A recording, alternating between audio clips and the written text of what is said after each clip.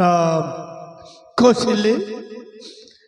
अभी तक मेरा सखा सुमंत वापस लौट कर नहीं आया।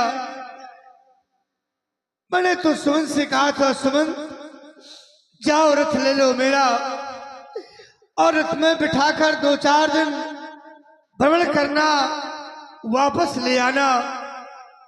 पर अभी तक मेरा सखा सुमंत वापस लौट कर नहीं आया। क्या मेरी आज्ञा का उल्लंघन कर जाएगा सुमंत? हे स्वामी, तुम तो जानते हो कि मेरा बेटा आज्ञाकारी पुत्र है, भला वो कैसे लौटेगा, लेकिन सुमंत जी आते ही होंगे। धैर्य धारण करो महाराज। महारानी कौशल्य, तुम कहती हो महाराज धैर्य धरो, सुमंत आता ही होगा, धैर्य रखो।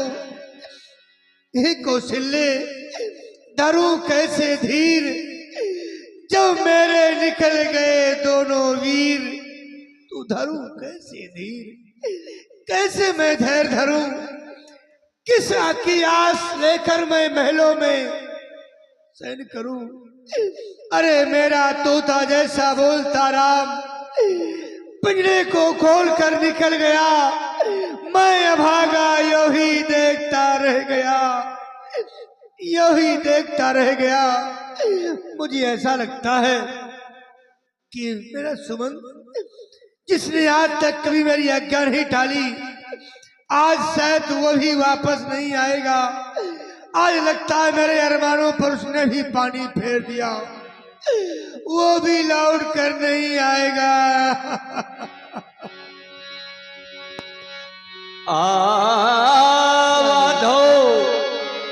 स्वामी, यदि आप ही ऐसे विचलित हो जाएंगे तो ये भवसागर रूपी संसार में ये अयोध्या रूपी नाव पड़ी है और आप उसके खेवनहार हैं नाथ। यदि आप ही इस तरह घबरा जाएंगे, धैर्य को छोड़ देंगे, तो क्या होगा इस अयोध्या का? नाथ धैर्य को धारण करें, सुमंत जी आते ही होंगे।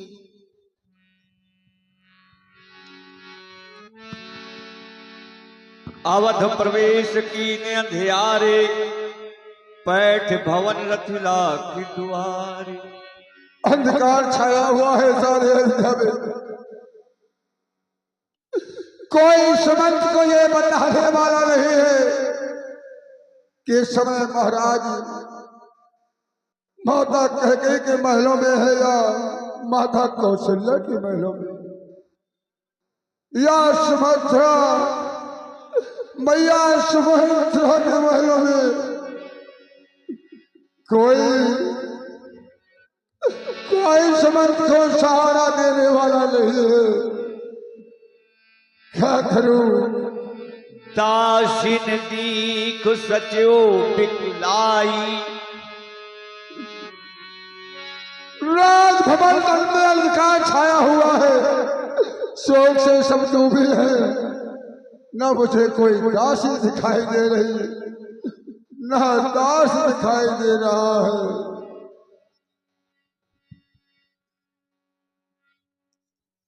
विधाता कोई तो सहारा बने। कहो कौन हो? सुमंत जी, मेरा प्रणाम स्वीकार करिए। दासी, हाँ, आप प्रणाम करने की आवश्यकता तुम्हें नहीं है। प्रणाम करने की आवश्यकता जहाँ थी, जिनको सारी अयोध्या प्रणाम करती थी, वो तो हाँ सुमंत जी, अब तुम मुझे ये बता सकती हो इस समय महाराज मेरे किस महलों में है? माता कौशल्या या कैकेयी या सुमित्रा के महल? महाराज इस समय कौशल्या जी के यहाँ हैं, आप वहीं चलिए। जाओ दासी, जाओ।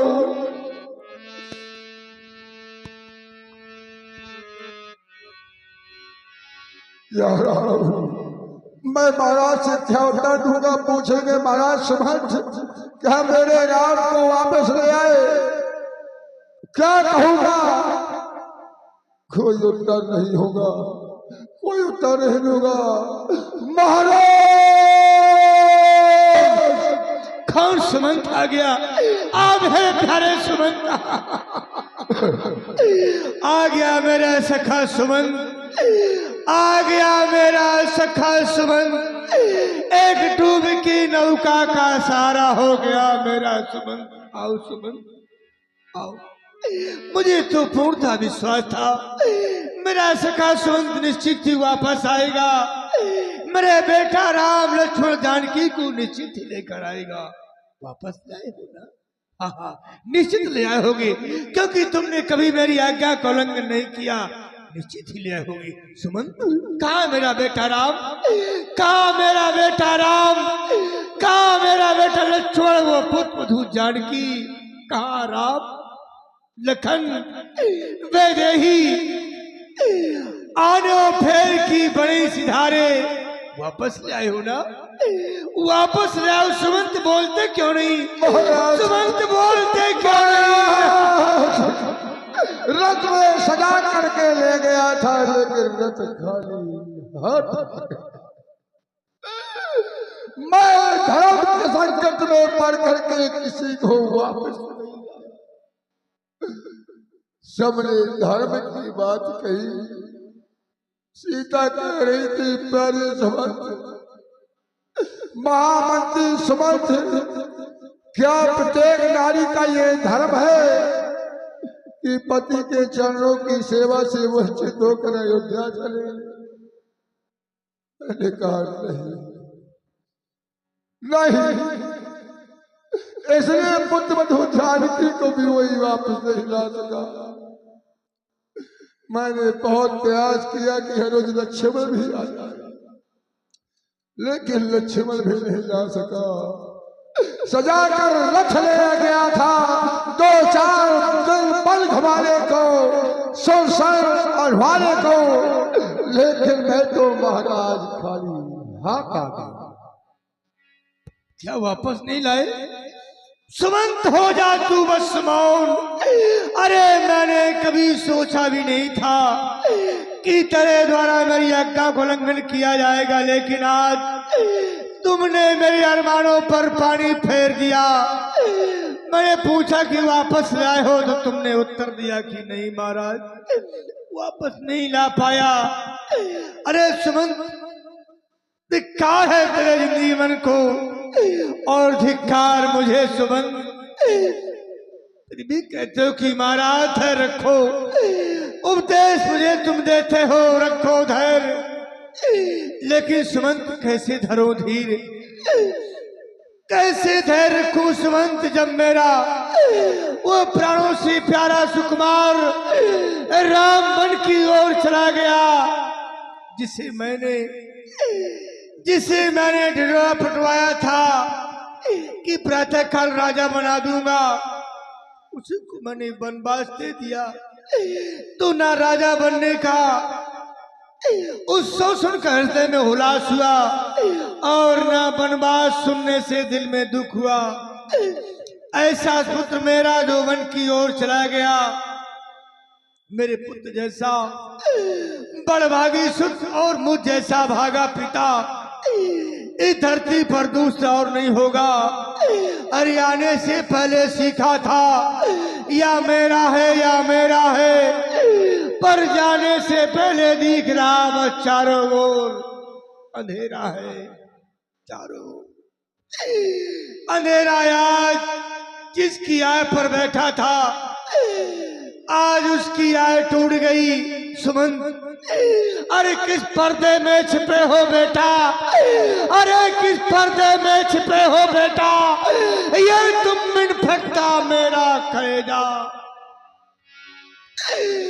जब बन की ओर जनकी गई वो लली है, इसलिए बढ़ रही और बेकली है।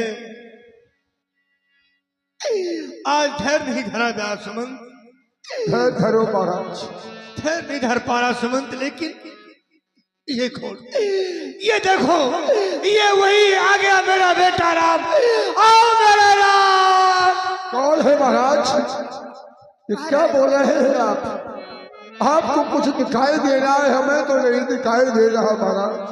स्वामी, हमें कुछ नहीं दिखाई दे रहा है। ये कौन कौन है? महारानी, हाँ ना। तुम कहती हो महाराज भ्रम है?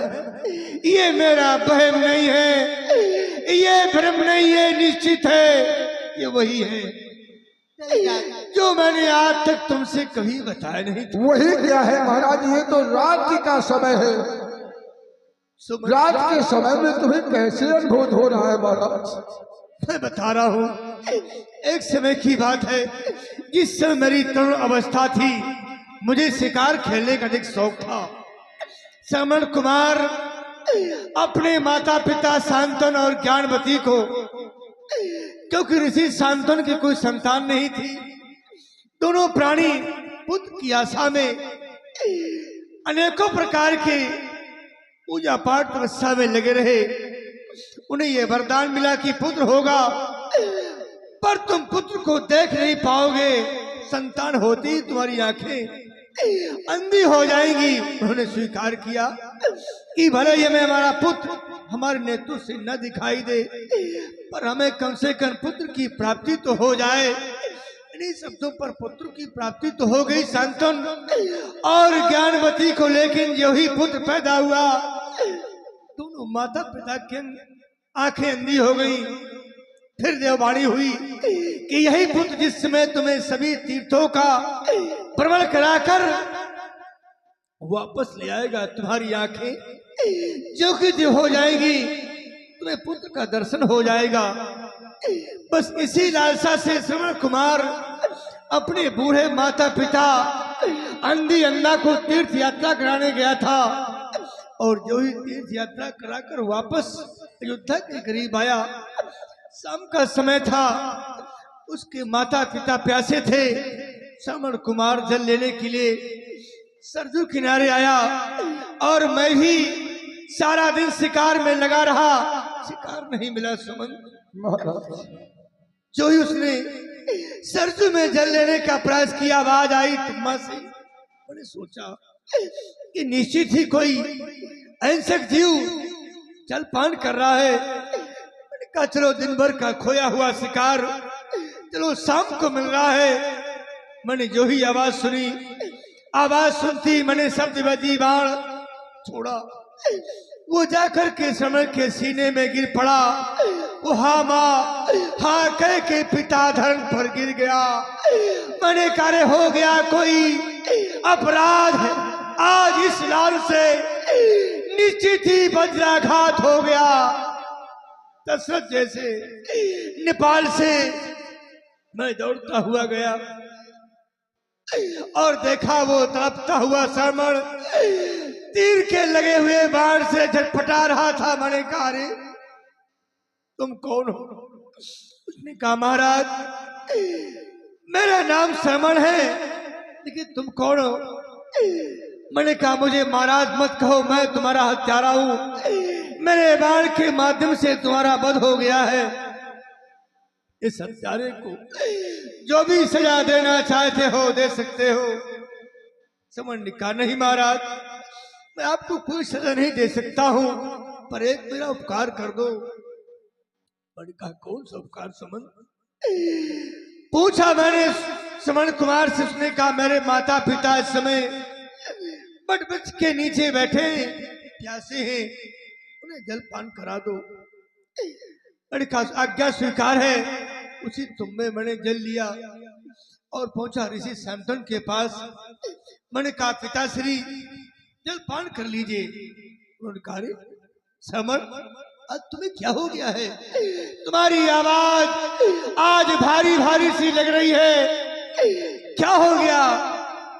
मैंने कहा अपराध तो मुझसे हो गया है, पर मैं झूठ नहीं बोलूंगा। मैंने कहा महाराज ऋषि शांतन मैं श्रवण नहीं हूं, मैं तुम्हारे पुत्र का हत्यारा दशरथ हूं। मेरे बाण के आखेट से तुम्हारे पुत्र का वध हो गया है। मैं दशरथ कारी हत्यारे दशरथ मेरे पुत्र का वध करके आया है। हमें जल पिलाने के लिए हम तुम्हारे हाथ का जल नहीं पिएंगे, तेरे हाथ का जलपान नहीं करेंगे। आज हम पुत्र की याद में मर रहे हैं।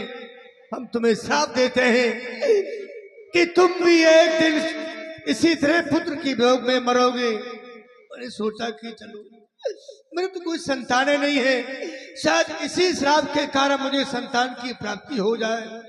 वही जल लेकर के मैं पहुंचा ज्ञानवती के पास। मैंने कहा माथे जलपान कर लो। उसने ही पूछा कौन? मैंने कहा दशरथ।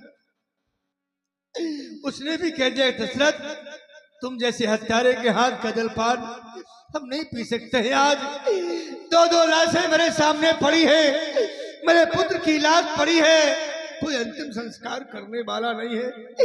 मेरे पति की लाश पड़ी है, कोई अंतिम संस्कार करने वाला नहीं है। और मैं भी अपने पति और पुत्र की वियोग में प्राण छोड़ती हूँ। और मेरा भी श्राप है, जाओ कि तुम्हारा अंतिम संस्कार करने वाला तुम्हारे पास कोई नहीं होगा। बस आज वही दिन आ गया सुमंत, आज वही दिन आ गया। ठहरो शांतन ज्ञानवती, मैं पास तुम्हारे आता हूँ। अरे दिया हुआ श्राप तुम्हारा उसे तुम पुत्र प्रेम में चले गए, मैं भी वो करके दिखला दूंगा।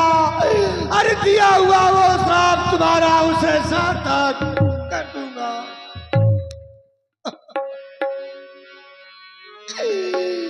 यही दिन आज वो मेरे सन्मुख आ गया। मेरे एक नहीं, दो नहीं, चार बैठे हैं। दो मामा के घर में हैं और दो वन में हैं। आज मेरा अंतिम समय आ गया। आज कोई मेरे पास नहीं है। आज वो समय सन्मुख आ गया। ये कमर टूटी, अब हम ना चल सकेंगे। बिना राम के हम कैसे जी सकेंगे? बिना राम के हम नहीं जी सकेंगे। हा रघुनंदन प्राण प्रीते, तुम बिन जियत बहुत दिन बीते। हा जलधर हित जातक राम राम राम राम कही राम, राम कही राम। तन पर हर रघुवर विरे राहु गया ओ सुरधाम। क्या हो गया? हाँ स्वामी। कही अनेक इतिहास, शोक निवारई सबई कर निज विज्ञान प्रकाश। तुम किनको आज रो रही हो? ये तो जो जीवन में कभी रोया नहीं, उसे अंत समय रोना पड़ा। जो फूल बाग में खिलता रहा, उसे अंत समय मुरझाना पड़ा। जो कभी जीवन में पछताया नहीं, उसे अंत समय पर